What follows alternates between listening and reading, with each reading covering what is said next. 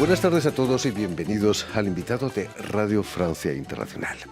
El artista plástico colombiano Alejandro Tobón inaugura el próximo jueves 27 de julio una exposición de su trabajo en uno de los lugares de cultos más visitados de la capital francesa.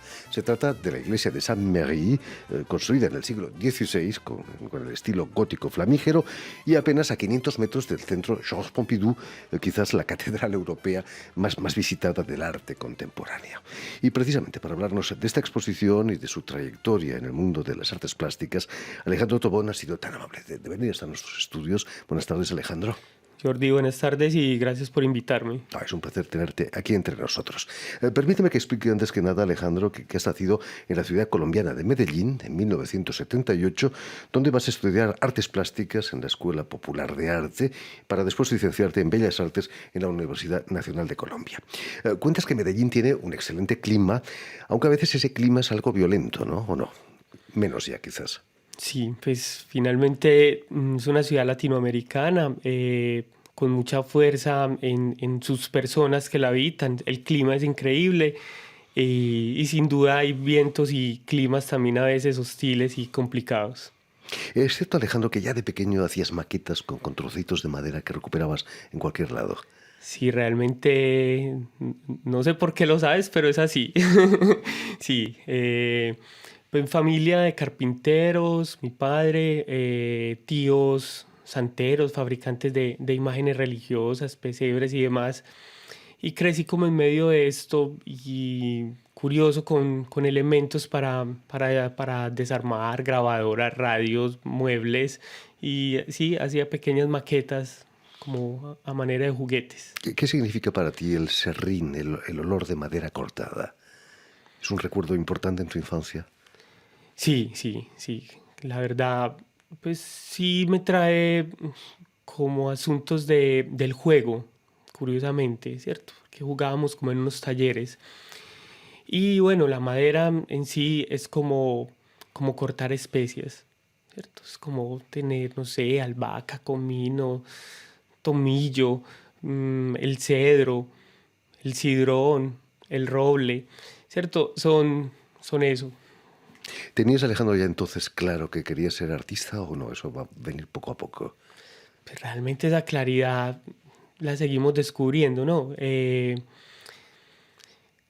Sí había un interés por un hacer, una pregunta por los libros de historia del arte, esas imágenes que veía con mi familia eh, sobre qué era arte, ¿cierto? Un pintor llamado Van Gogh, Cézanne, no sé, cualquier otro, Kandinsky tal vez. Y eso sí me llevó a hacer, a imitar, a representar y posteriormente a formarme ahí para pensar. ¿El arte estaba presente en tu familia? ¿Había, como dices, libros en tu casa? Sí, sí, sí. Una biblioteca, una enciclopedia que tenía mi padre eh, fue vital. Era un poco lo que es hoy el Internet para nosotros. Ese interés por las maquetas podría haberte llevado a la arquitectura, ¿no? ¿Habías pensado en eso? Sí, sí, sí, sí. Lo he pensado o lo he descubierto, quizás, con la ayuda de amigos. Hay unos series de maestros como Luis Fernando Peláez, Hugo Zapata, digo maestros, no solo por su actividad como artistas colombianos y escultores, sino porque ellos, su formación fue arquitectura y profesores de universidad en artes. Entonces, y tenemos como una escuela, una generación de arquitectos artistas en Medellín o en Colombia, más bien. Estos arquitectos los vas a conocer en el taller de Luis Fernando Peláez. ¿Cómo marcaron ese futuro artista que tenías en ti?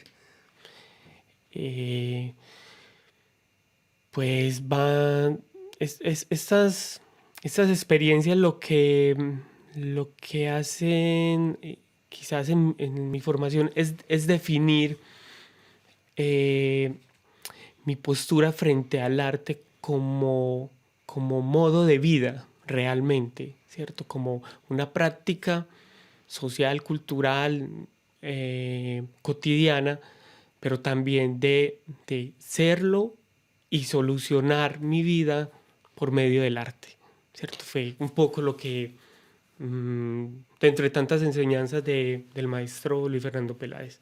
Digamos que querías ser profesional del arte, podías vivir del arte. Estaba claro para ti eso. Sí, lo decía ahí, lo decía como en estos procesos con estos maestros y otros profesores tal vez de filosofía e historia que entendíamos que podíamos, que era una buena opción vivir del arte y pensando, ¿cierto? Producir pensamiento, producir creación, no sé.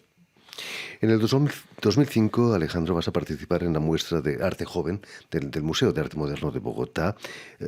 Presentas ya entonces una instalación. He leído que eran esculturas de ovejas en madera.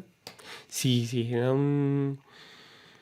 Bueno, me invitan a participar siendo aún estudiante en este salón y la instalación que propongo era quizás una instalación que aún estaba en desarrollo porque estaba en formación y era producto de unas entregas que llamábamos nosotros como de final de semestre o de finales de unos núcleos formativos y las piezas eran un grupo de ovejas sin cabezas básicamente, que yo nombraba en este momento como ente o entes, ¿cierto? Asunto y hablaba de las migraciones, de unos comportamientos particulares de las masas de población que se movían en Colombia por diferentes situaciones, no solo violencia, sino muchas otras situaciones, y de ahí pasaban a hacer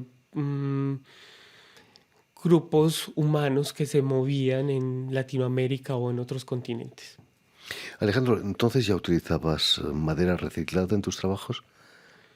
Sí, sí, creo que ha sido un recurso mm, recurrente, mm, por, no sé, por ser hijos de una generación quizás, o también por los recursos que vi, o por la manera que se usaban los recursos en mi familia, ¿cierto? Mi padre era muy recursivo también, mis hermanos.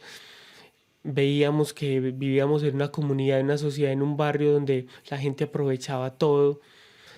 eh, entonces ahorita pues luego uno empieza a mirar toda esta ola de lo ecológico y quizás, pero eso se va transformando en procesos más interesantes a medida que la investigación avanza. La necesidad agudiza el ingenio, está claro eso. Sí, ¿Cómo te les arreglas para obtener ahora esos materiales usados? bueno, Jordi, finalmente, pues mi trabajo no está ligado a eso. Creo que eso sigue apareciendo. Esto que mencionas como de reutilización de materiales no es la, la fuerza inicial, sino una consecuencia tal vez de lo que se ha pensado, pero sigue sucediendo. Diferentes materiales han aparecido, no solo inclusive madera, ha aparecido también el metal, han aparecido polímeros reciclados de subproductos de empresas. Y eso siempre va a aparecer en el mundo mientras lo estemos habitando, los desechos. Después de esa exposición, Alejandro, vas a conseguir la cuadratura del círculo, o mejor, la esfericidad del cuadrado en tu serie de construcciones frágiles para el final del mundo. Son esferas construidas a través de restos de madera, muebles. Sí, Fascinante, ¿no? La forma esférica.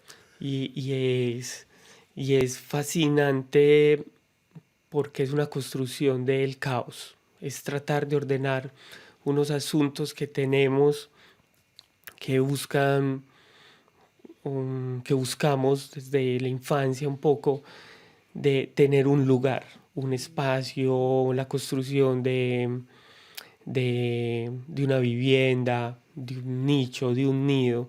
Eh, entonces, estas maderas lo que hacen es componer algo que rueda, es esa casa rodante, es un montón de cosas que cargaba en algún momento porque me movía de taller en taller y lo que iba era como aglutinar todo esto que yo muevo desde que salí de mi casa buscando un taller. Entonces esto recuerdo mucho una frase de un libro de José Luis Pardo que decía donde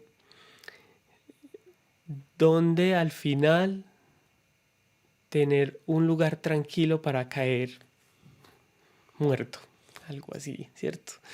Es esa búsqueda la que hay en esa contenida un poco. Volviendo a la exposición que inauguras el jueves 28 en la iglesia parisina de Saint-Merry, es un proyecto no muy audaz el colgar gigantescos nidos de un pájaro, que es una alondra. ¿Qué pájaro es el autor de esos nidos? La La oropéndola. oropéndola crestada. Son nidos enormes con forma de lágrima. Hay que colgarlos del techo de la nave, ¿no? ¿Quién se va a subir ahí para Sí, bueno, colgar?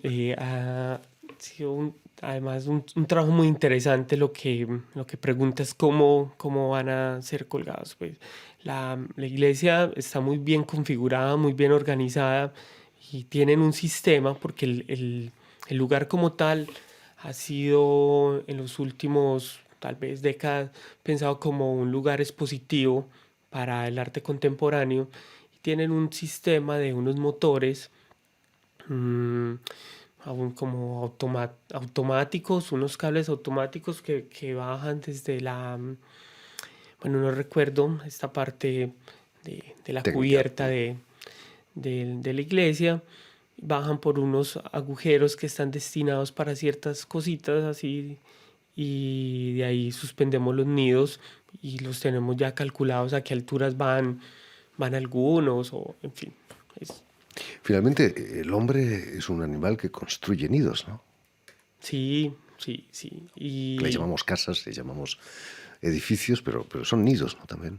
sí, tal vez es un símil de este ejercicio que hacen no solo las oropéndolas, sino todos los animales, eh, que de pronto es una manera muy sencilla de habitar el mundo y de reunirse con la familia o con una comunidad. Y me interesó pues ubicarlos en la iglesia porque como el título lo dice, diferentes naturalezas o otras naturalezas, era hacer esa relación entre estos grandes templos que hemos construido, vitales en su momento de oración, de educación, de formación, de cosas también complejas para la humanidad. Y los nidos son una manera sencilla de solucionar un habitar. Confortables o no, no lo sé, pero invitan a que pensemos cómo nos podemos relacionar hoy con los espacios que habitamos y con otras personas. Y sin saberlo, las oropéndolas crestadas han hecho nidos en forma de aguja gótica casi. Hay una Sí, armonía que se es, crea. quizás está invertido un poco el arco de punto, eso es muy particular, una construcción de donde los muchos arquitectos han sacado, no sé, ideas o soluciones técnicas además para proyectos que vemos hoy construidos. Gaudí, por ejemplo, en Barcelona, muchas de sus Sí. obras están inspiradas en la naturaleza. ¿Están en peligro las oropéndolas crestadas? El, ahorita lo que atenta con su mm, pervivencia es los nidos, porque los extraen para comercializarlos. ¿Cierto? Entonces terminan decorando no sé qué espacio de una persona y eso sí está atentando en algunas regiones del continente porque además es un ave que no está en muchos países, sino que tienen unos pisos térmicos en los que permanece. Alejandro Tobón, es la primera vez que expones aquí en París. El arte colombiano necesita un cierto apoyo institucional para darse a conocer mejor en el extranjero. Sin duda necesitamos más posibilidades para contar estas historias, para estar en relación al arte de otros países, no solo de Francia. Es importante escuchar las voces de artistas de Brasil, de artistas de Estados Unidos, de artistas de Francia, de artistas colombianos. Y eso solo sucede de dos maneras, con el apoyo institucional o con mujeres gestoras como las que han hecho posible esto, que se han llenado de mucha fuerza. Son increíbles las mujeres que están detrás de este proyecto. Y si lo institucional no lo logra, lo hacemos los artistas con mujeres como estas.